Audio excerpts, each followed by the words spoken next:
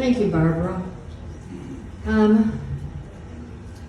One of our, I call them founding sisters of Stories R Us, who have always supported me in this endeavor.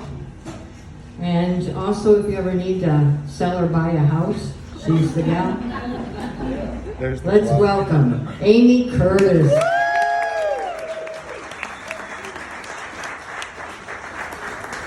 Love a good play.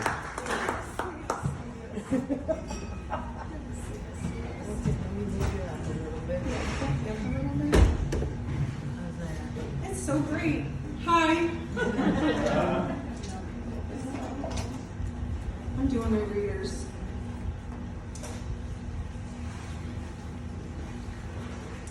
I read a book about storytelling recently, and in it said that every story is about a 5-second moment in a person's life when something changes. The book had a lot of interesting and useful things to say about storytelling, but it was this 5-second thing that stuck with me. I found myself scrolling through my life searching for 5-second moments, and there were a bunch of them. But then I came across this one moment, and I got stuck there. In the book, it also says that everything in a story must serve the 5-second moment. And I'm not sure I know how to serve this one. I've been trying to figure that out for a while because I knew I was going to be here to tell a story. So I'm going to have to start long before those 5 seconds. I was an oops baby. At 40 years old and after 5 kids, my mom wasn't planning on another baby. There are 11 years between my older sister Jane and I, so I'm sure she thought she was done with all that baby business, but then I showed up. My mom said that she didn't want me to grow up alone, so my younger sister Lisa, she was planned. Being an oops baby, fearing that you may not have been really wanted, or being the planned baby to be the companion to the oops baby, is some therapy fodder for sure. But really, what's always been most true is from the beginning, mine and Lisa's beginnings, is that it was my mom's wish that Lisa and I would have one another, that we'd love each other and be close. And I've known that to be true my whole life.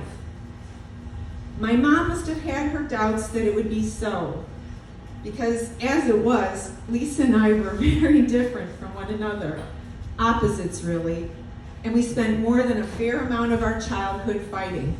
I still have a visual of her coming at me with her mouth open to bite me and me pushing her forehead to keep her away. When we weren't fighting, we were bickering, and when we weren't fighting or bickering, we were plotting ways to make each other miserable. Lisa and I are 2 years apart, so my first years of going to school, Lisa was home wishing she could go to school, and I was so mean. I rubbed her face in the fact that I went to school and she didn't. I remember coming home from school after our Valentine's Day party and showing off all my candy and all my Valentine's Day cards from all my friends at school. It about threw her over the edge. Oh, how she longed to go to school. You could almost, and I do mean almost, not blame her for what she did. What I found after coming home from school another day. I came home to find she had gotten her hands and those teeth on my Barbie dolls.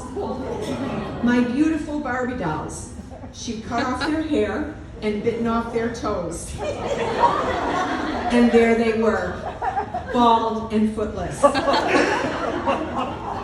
horror at the sight of those has blocked the memory of the fight that I'm sure ensued. I do remember another Barbie fight though, this one a couple years later when we both had more Barbies and lots more Barbie stuff. It was a beautiful, cool summer morning, and we had a Barbie's Day planned. Not just Lisa and I, but neighborhood friends too. Kimmy and Karen from down the block, Carlene from over on Rainey's Lane, and Becky from across the street. All the neighborhood girls with all their Barbie things gathering on our patio for an all-day Barbie's Day. Everyone had their stuff out, setting up houses, picking out outfits, furniture, vehicles. It was going to be such a fun day. It was fun already. But Lisa and I, could we just go with the flow, get along, have fun? No. Who knows what it was over? It could have been over who was going to get the suntan skipper or the blue living room furniture. And maybe it was over the pink convertible. Who knows? But whatever it was, we were fighting over it. And it must have gotten pretty loud and gone on for a pretty long time because it prompted our mom to come outside. And she said Barbie's day was over.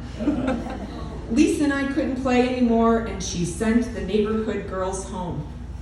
And after they left, she said to us, "How can you be nice to friends, but you can't be nice to your sister? Until you two can get along, until you can learn to love each other, you don't get to play with friends." As I remember that day, I remember my mom being angry, yes, but I remember feeling that she was as much sad as she was mad at us. And she must have been sad. All that bickering and fighting must have been hard on her. It's not how she wanted it to be for us. She wanted us to get along, love each other. That's what she wanted for her girls. And we were her girls. Growing up, there was my dad and my older sister and my brothers. But my dad, well, he was just my dad. And my siblings, they were the age that they were off with friends, and then high school, and then college, and then the service. So they were all there, but really, growing up, it was me and Lisa and my mom, Mama and her girls, the three of us in our own little world. And I'm sure it made her sad to see us fight like we did. On that Barbie's Day, after she sent our friends home, Lisa and I spent the rest of the day trying to convince her we could get along. Lisa and I hugging each other and dramatically saying, "Oh, we love each other. Look at us, Mama, we love each other." And it was kind of fake on that day, but it wasn't completely fake. We fought, but we loved each other. As we grew older, we didn't fight so much. Lisa hasn't tried to bite me in years. In high school and in college and all the years after, we were sisters and friends, and we hung out together. And each of our friends became both of our friends, and we became pretty much the best of friends. That's not to say we didn't have our squabbles. We're so different, so sometimes we'd run into trouble with one another because of it. Lisa, an organized neatnik, would get aggravated with me because my room was always messy, and I would get aggravated with her because she was so perfect, and it made her judgy of me, and I didn't like that. But our mom, she appreciated our differences, our uniqueness. She never pitted us against each other, but would try to foster an appreciation for one another between us. I remember this book she'd read to us. It was called like The Big Sister and Little Sister, and it was a story about a big sister who fights with her little sister until she realizes how much she loves her little sister. And I don't remember the whole story, but I remember enough of it to know that it wasn't just some random book that was read to us once. I heard that story again and again. I have a book of poetry that belonged to my mom, and in it there are these two poems, and by one poem she's written Lisa's name, and on another she's written mine. And they're poems describing two very different people, but they're both poems of love and appreciation for the personalities described. My childhood was not perfect, but I always knew, really felt how much my mom loved me, how much she loved us. In all our uniqueness, she loved each of us, both of us, so very much. We were precious to her, and she was mine and Lisa's world. For all the things that Lisa and I could disagree about, loving Mama was something we had in common. And the three of us were this orbit of love with our mom at the center, us loving her, her loving us, and her always being this model of appreciation that we might have for each other. I don't know that we were ever closer than in the last months of my mom's life. The three of us were just tighter than tight. Lisa and I taking care of our mom in each of the ways that we best could. It was a really, really hard time. but it was also a mama and her girls' love fest. The three of us, we were so soft and kind and tender with one another. In those last days, Lisa and I slept on makeshift beds in her bedroom on either side of her, never leaving her side. Moments after she passed away, Lisa and I stood just outside her bedroom. Excuse me, it still chokes me up. And we didn't so much hug each other as we clung to each other, weeping and clinging, and it was then. Those were the 5 seconds. Something changed. For as close as Lisa and I were, for as much as we'd grown to love one another, to appreciate one another, in those 5 seconds, we changed, never to be the same again. And we haven't been.